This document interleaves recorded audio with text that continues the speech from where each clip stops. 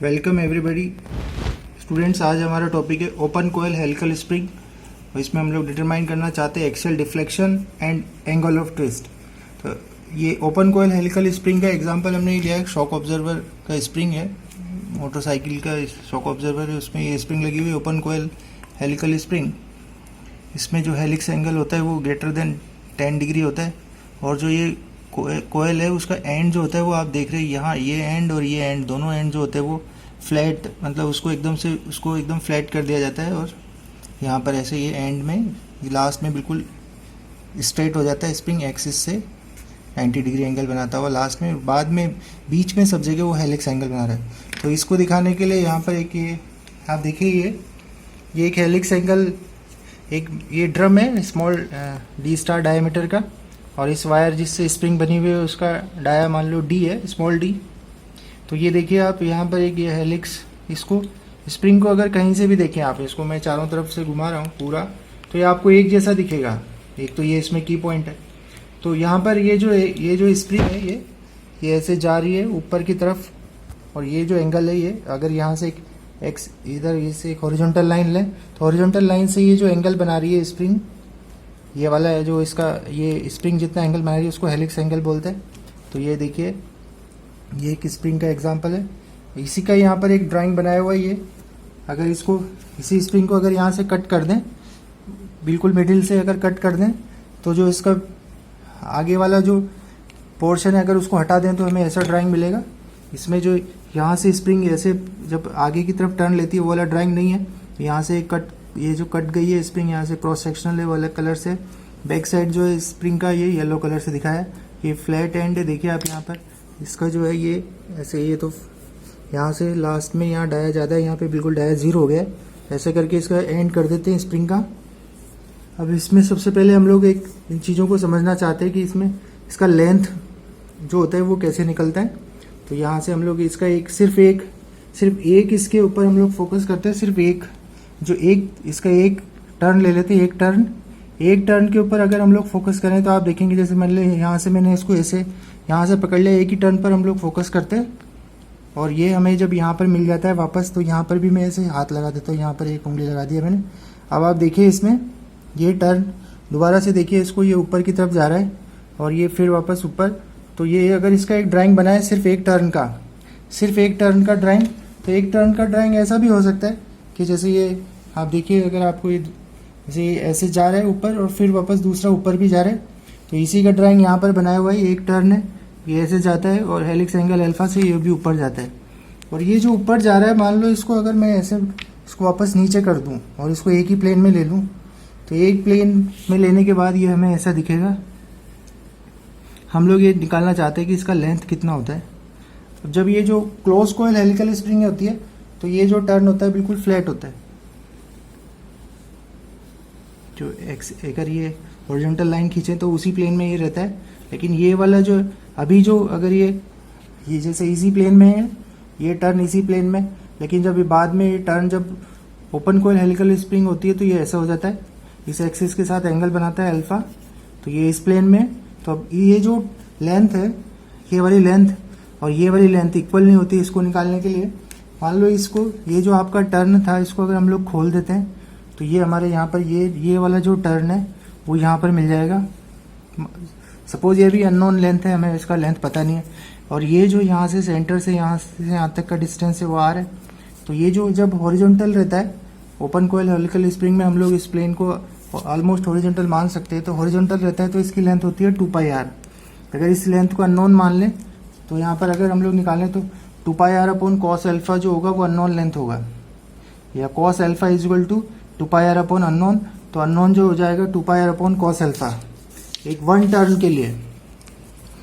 और पूरा स्प्रिंग को अगर n/n से मल्टीप्लाई करते हैं इसको तो पूरा लेंथ आ जाएगी, उसका कंपैरिजन हो जाएगा। तो 2πr एक सिंगल टर्न की लेंथ जो होती है, अगर कॉस अल्फा अगर इसमें 20 डिग्री हो, alpha is equal to 20 degree हो, और अगर सपोज हम लोग मान लें कि हॉरिजॉन्टल लेंथ जो है वो 100 mm है, 2πr सपोज 100 mm है। अगर अल्फा जो 20 डिग्री होता है तो ये जो इंक्लाइन लेंथ जो होती है, इंक्लाइन लेंथ वो 20 डिग्री के लिए 106.4 417 के अराउंड आ जाती है। और जब अगर अल्फ़ा जो होता है वो 30 डिग्री होता है तो ये लेंथ जो होती है वो 115.41 हो जाती है। तो इसमें जो लेंथ होती है और ओपन कॉइल हेलिकल स्प्रिंग में और क्लोज कॉइल हेलिकल स्प्रिंग में ऐसे लेंथ का कैलकुलेशन होता है। अब हम लोग समझना चाहते हैं कि एक्सियल डिफ्लेक्शन क्या होता है एंड एंगल ऑफ ट्विस्ट क्या होता है, इसको हम लोग समझते हैं। सबसे पहले हम लोग एक ट्विस्टिंग टॉर्क का मतलब समझते हैं कि कैसे ट्विस्टिंग टॉर्क लगता है, उसका डायरेक्शन क्या होता है।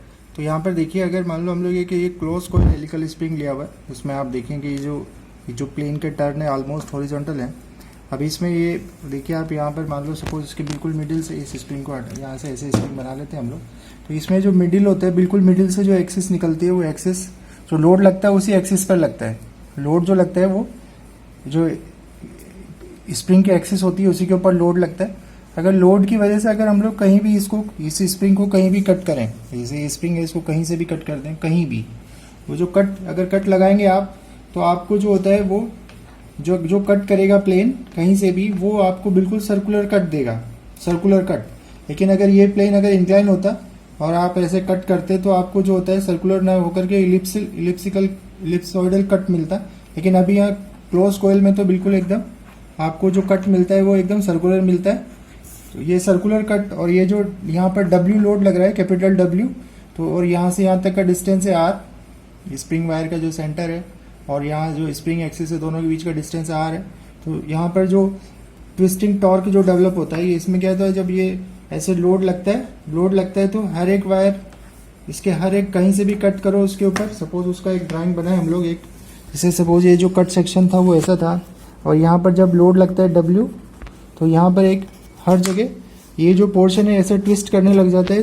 तो यहाँ से यहाँ तक का डिस्टेंस अगर R है, तो यहाँ पर जो ट्विस्टिंग टॉर्क डेवलप होता है वो जो होता है WR डेवलप होता है। यहाँ पर ट्विस्टिंग टॉर्क, ये क्रॉस सेक्शन है, इसके ऊपर इस W की वजह से एक ट्विस्टिंग टॉर्क WR डेवलप होता है। उसका जो डायरेक्शन होता है वो इस जो प्लेन है जहाँ पे कट होता है उससे बाहर की तरफ है। तो ये ऐसे अगर ऐसे राइट हैंड थंब रूल से अगर डायरेक्शन दें तो हमारे पास अगर ये ऐसे ये W की वजह से ऐसा ट्विस्टिंग टॉर्क हो रहा है, ऐसे ट्विस्ट कर रहा है, तो ये जो मोमेंट है ट्विस्टिंग मोमेंट वो बाहर की तरफ है। एक तो ये इसमें कंसेप्ट है कि ऐसे ही जो इसमें प्लेन बिल्कुल स्ट्रेट मिल जाता है हमें, लेकिन हम जब क्लोज कॉइल जो हम लोग इस बार स्टडी कर रहे हैं उसमें अगर कहीं से भी कट करते हैं तो उसको कट करते हैं तो हमें वो प्लेन स्ट्रेट नहीं मिलता है। एक तो ये इसमें कंसेप्ट है। एक कंसेप्ट इसमें यह है कि जो एक्सल टॉर्क का क्या मतलब है, ये तो लोड की वजह से ट्विस्टिंग टॉर्क डेवलप हुआ। अब जैसे मान लो यहाँ पर एक्सल टॉर्क जो लगता है उसका क्या मतलब है, तो इसको समझने के लिए देखिए, जैसे ये स्प्रिंग है, अगर इसमें अगर टॉर्क देते हैं, एक्सल टॉर्क अगर ऐसे इसमें टॉर्क देता हूँ तो आप जान रहे हैं कि इसमें जो टॉर्क है उसका डायरेक्शन इस तरफ तो ऐसा है, अगर ऐसे मैं इसको घुमा रहा हूँ तो इस तरफ ऐसा है, और ये प्लेन है ये ऐसे घूम रहा है ऊपर की तरफ, तो ऊपर में जो होता है उसकी ट्विस्टिंग टॉर्क की डायरेक्शन एक्सिस पर होती है और ऊपर की तरफ है, और नीचे जो ट्विस्टिंग टॉर्क है उसकी डायरेक्शन इस तरफ है। ये जो ट्विस्टिंग टॉर्क है उसकी वजह से अगर इसको कहीं से भी कट करे स्प्रिंग को, तो उसमें एक बेंडिंग मोमेंट डेवलप होता है। ये जो ट्विस्टिंग टॉर्क को हम लोग बोलेंगे कैपिटल T। एक्सल टॉर्क जो होगा, एक्सल टॉर्क को हम लोग बोलेंगे कैपिटल T। एक्सल टॉर्क जब लगता है तो एक्सल टॉर्क जैसे आप मान लो, जैसे एक्सल टॉर्क जो ये इसका कोयल का टेंजेंशियल, ये जो सर्किल है इसके टेंजेंशियल आप फोर्स लगाते हैं तो एक्सल टॉर्क इसमें बनता है। तो एक्सल टॉर्क का काम ये रहता है कि वो उसका जो कर्वेचर होता है स्प्रिंग का उसको ज़्यादा करता जाता है, उसका कर्वेचर ज़्यादा होता जाता है, मतलब स्प्रिंग जो होती है वो ज़्यादा कर्वी होती जाती है, तो कर्वेचर बढ़ता जाता है, लेकिन रेडियस ऑफ कर्वेचर जो होता है वो कम होता जाता है। तो ये एक्सल टॉर्क जैसे ऊपर की तरफ तो इधर लगेगा, इसी को मैं उल्टा कर दूं ऐसे, तब ये देखिए आप जब ये एक्सल टॉर्क लगता है टेंजेंशियल रहता है, टेंजेंशियल फोर्स लगाते हैं हम लोग, तो एक एक्सल टॉर्क डेवलप होता है। इसका इस तरफ डायरेक्शन नीचे की तरफ होती है, और इसका काम ये रहता है कि इसके ये कर्वेचर को बढ़ाता जाता है और रेडियस ऑफ कर्वेचर को कम करता जाता है। तो ये इफेक्ट होता है एक्सल टॉर्क का। अभी थोड़ी देर पहले हमने सीखा था कि एक्सल लोड की वजह से जो ट्विस्टिंग टॉर्क डेवलप होता है, तो ट्विस्टिंग टॉर्क अलग है और एक्सल टॉर्क अलग है। ये दोनों इसमें कंसेप्ट है कि एक्सल जब टॉर्क लगता है तो वो उसका कर्वेचर को बढ़ाता जाता है और रेडियस ऑफ कर्वेचर को कम करता जाता है।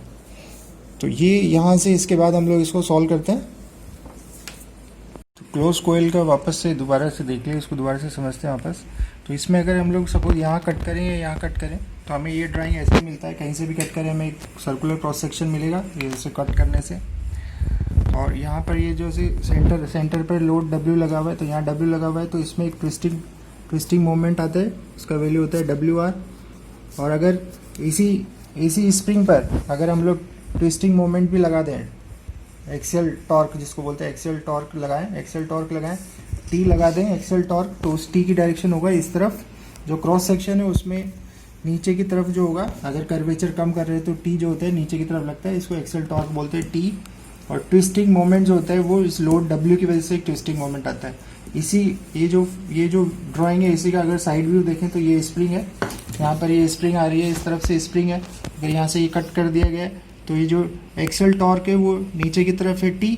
और जो ये जो क्रॉस सेक्शन है, सर्कुलर क्रॉस सेक्शन जो हमें मिलता है कट करने के बाद, उसके परपेंडिकुलर हमें मिलता है, परपेंडिकुलर डायरेक्शन में WR मिलता है। ट्विस्टिंग मोमेंट जो होता है वो WR उसके प्लेन के परपेंडिकुलर होता है, और जो एक्सियल टॉर्क होता है वो उसी प्लेन में होता है। तो ये तो क्लोज कोयल का है। अब यहाँ पर अगर ये ओपन कोयल है, ओपन कोयल को अगर आप जैसे ओपन कोयल को अगर कट करेंगे, ओपन कोयल जो होता है अगर इसको कहीं से भी कट करेंगे तो ये ओपन कोयल का ड्राइंग है, ये ओपन कोयल है। इसको अगर आप ऐसे अगर यहाँ से कट कर देते तो आप लोगों को जो सर्कुलर क्रॉस सेक्शन नहीं मिलता है इसमें जो कट होता है वो, अगर आप जैसे अगर ये प्लेन क्योंकि हॉरिजॉन्टल नहीं होता है, इंक्लाइन रहता है, इसलिए अगर इसको वर्टिकल कट करेंगे तो आपको यहाँ पर क्रॉस सेक्शन अगर वर्टिकल कट से आपको सर्कुलर क्रॉस सेक्शन नहीं मिलता है। उस सर्कुलर क्रॉस सेक्शन को कट करने के लिए आपको जो होता है उसके ये जो प्लेन है इसके परपेंडिकुलर कट करना पड़ता है, तब जाकर आपको यहाँ पर इस जगह पर सर्कुलर क्रॉस सेक्शन मिलता है। ये वाला प्लेन जो होता है, जो आपका ये वाला जो प्लेन था, ये पहले जब ये वाला प्लेन आपको जब इसमें क्लोज कॉइल में आपको यहाँ पर सर्कुलर क्रॉस सेक्शन दे रहा था, लेकिन यही प्लेन यहाँ पर आपको सर्कुलर क्रॉस सेक्शन आपको इस जो प्लेन है स्प्रिंग कोयल का टर्न का, उसका वो जो प्लेन है उसके अगर इस प्लेन के परपेंडिकुलर कट करेंगे तभी आपको एक सर्कुलर क्रॉस सेक्शन मिलता है।